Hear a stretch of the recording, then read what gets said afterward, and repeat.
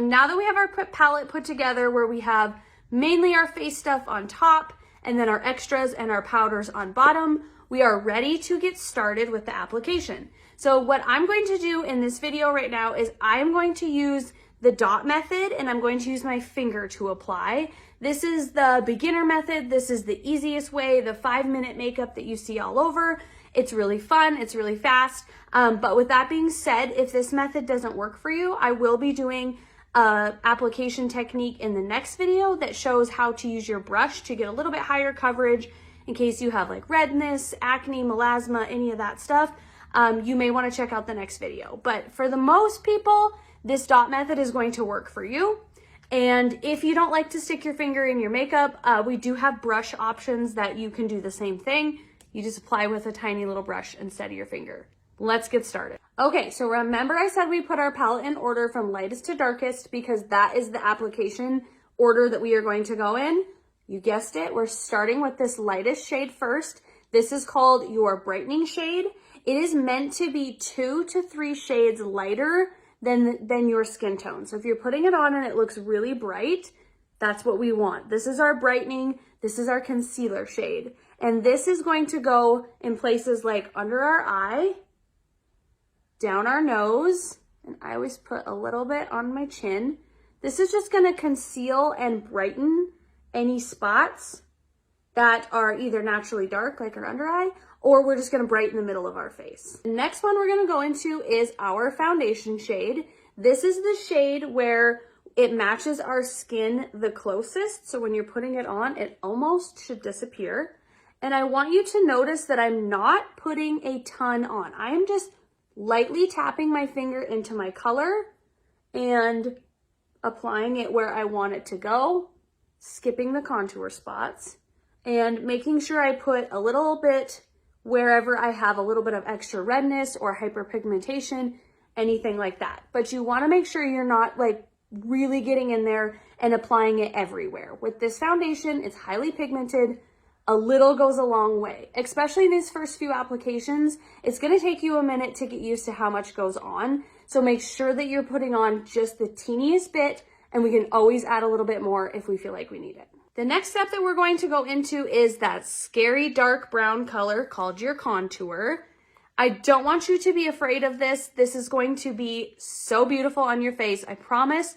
Just trust me. What we are wanting to do is basically sculpt and define the features that you already have in your face. We're not adding anything crazy. We're just taking what you already have and accentuating it. So take that color and go along your forehead and then find your cheekbone. So right here is my cheekbone. I don't want to go too low because that used to be the cool thing to do, but what they found is that it really makes your face look really hollow.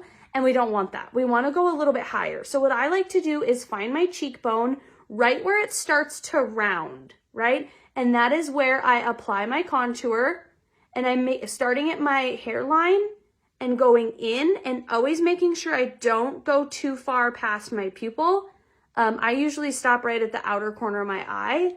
We don't want to drag that in too far because again, then we get that hollow look. We just want to really lift and sculpt your features that you already have. So I'm going to do the same thing on this side, find that curvature and just apply some right there. And then we are going to go along our jawline, just follow that shadow that you can see on your jawline. Nice and easy, you don't have to do a ton on your jawline. And if you feel like you get some on and you're like, whoa, I got way too much on, don't worry, cream makeup is really forgiving and it's really easy to just blend it out. It doesn't even look like you messed up. You can cover up any mistakes you made or you can make it look like less. It's really forgiving. I always put a little bit down the sides of my nose just to add a little contour to my nose. We're looking a little crazy, right? That's okay. That's what we want. At this point, what I'm going to do is I'm going to blend and make sure I have everything where I want it.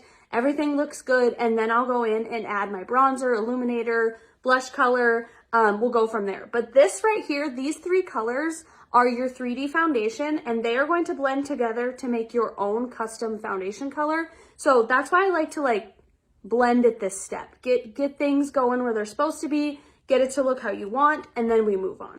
Also, if you have a setting spray and you're a setting spray girly, this would be a really good time to just do a really light layer onto your face before we blend. It will just help that makeup stay right where it's supposed to be and keep you looking beautiful all day. Now we're to the point where we are ready to blend. And the number one brush that I recommend is called the 3D foundation brush. It looks like this with this little chiseled end here and a bunny tail fluffy end. Most of you are gonna have this, but if you do not, don't fret. I am going to do a video later on that explains all the brushes and a quick way to use them. So don't freak out if you don't have that brush. Just do the best you can with the brush that you have. And I promise it's gonna look beautiful no matter what. Let's get started. So remember how we put our palette together from lightest to darkest? We applied lightest to darkest. Well, guess what? We are going to blend lightest to darkest. So I'm going to take the chiseled end of my 3D foundation brush and I'm going to start with that brightening shade that I applied first. And I am going to press it into my face. Any of this makeup that you apply with any brush, always make sure that you are pressing. You don't want to be swiping. This makeup is really not meant to be swiped on. It is meant to be pressed into your skin since it does have that cream consistency. Swiping is just going to move it around to the places where you don't want it. And we're just gonna avoid that. It might alter your coverage. There's just lots it could do. So make sure that you're just pressing it into your skin. Then what I'm going to do is flip to the bunny tail end and do the rest with this end. If you like to blend with this end, go for it. Like I said, this is just suggestions. If there's other things you like to do, go for it. So what I'm going to do is move into that foundation color and just start pressing that into my skin.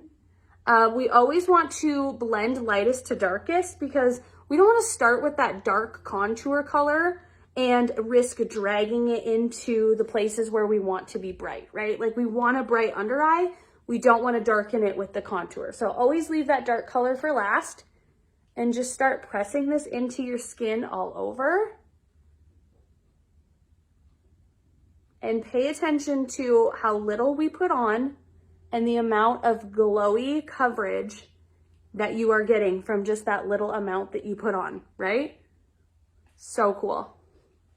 I always take a little bit of extra down my neck and then I'm gonna do the contour. So when I'm blending my contour, again, I'm pressing it into my skin and I'm making sure that I'm pressing it back into my hairline. That way I'm not having like a white streak. I want it to blend seamlessly into your hairline and look really natural and pretty. And then when I do my cheeks, I want to make sure that I'm lifting, I'm blending and lifting. Now I use a really dark contour color. I really just love this shade. So it is a little dark, so it takes me an extra minute to blend.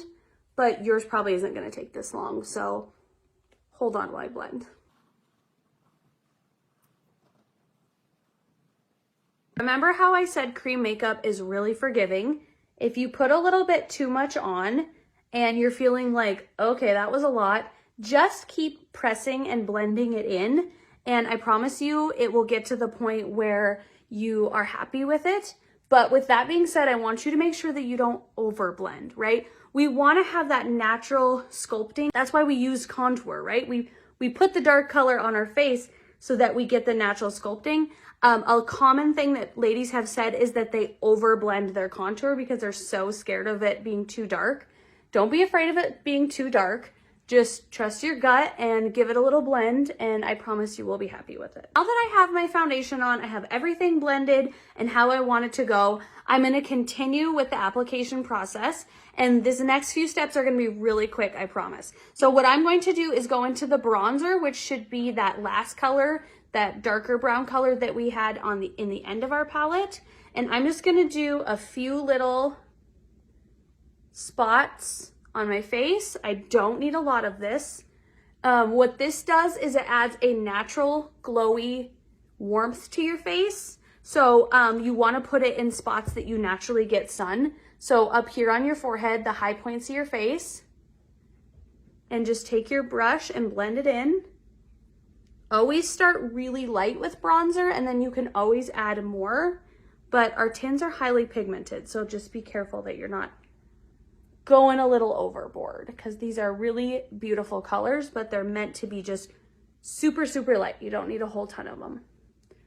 So adding that bronzer all over to give yourself a little glowy warmth. And I don't know about you, but my face is so much lighter than my neck. My neck always looks super, super light. So what I like to do is just take whatever I have left of my bronzer, I did put a little bit on, and just blend it down my neck. And I do this with the bronzer shade because bronzer is the last thing that you're putting on your face, so it's gonna match the best. So you could put your foundation shade there, but then you're gonna give yourself a little bit of glow with the bronzer, and just then it still's not gonna be totally cohesive. So I would just save your foundation and put your bronzer down your neck as one of your last steps. Last two steps are going to be your lip and cheek color. So I put my lip and cheek color here on the bottom. Wherever it is that you put it, find the color that you are wanting to apply.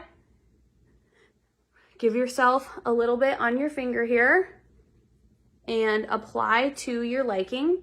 Again, these colors are super pigmented, so don't be afraid to start light and build as you go. As far as where blush goes, just put it wherever you're comfortable. I tend to do the apples of my cheeks and then blend it back that way, and then just a tish on my nose. Careful not to draw it too far in. And I absolutely love blush. I think it adds the prettiest flush to your face and helps with dimension, gives you some life, because we are not going for that one color foundation look, right? We are done with that. That's why we're using our 3D foundation. So little bit of glowy flush there. I think it's so pretty. I love that. The last step, I'm going to go into my illuminator. And this one is where ladies are like, what is illuminator? What do I do with it? Illuminator is meant to go on the high points of your face. And it is just, it's just highlighter. We just have a different word for it. So what I'm going to do is just put some on my finger and go right. Do you see my cheekbone right there? That's where you want to put it. Careful not to put it in the spaces where you don't want to draw attention to. So if you have fine lines or anything in that area that you don't want to draw attention to, make sure you go a little bit below it so it's not like spotlight on it. Now that I have that on, I'm just going to take my brush and I'm just going to blend it out, and blending it into my blush, just so it's like a really pretty dewy look. A lot of gals will put it right here on their brow. You could go a little bit in the inner corner. I think it's really pretty on your Cupid's bow. Wherever it is you want to put it, wherever you're comfortable putting it, do that, whatever works for you.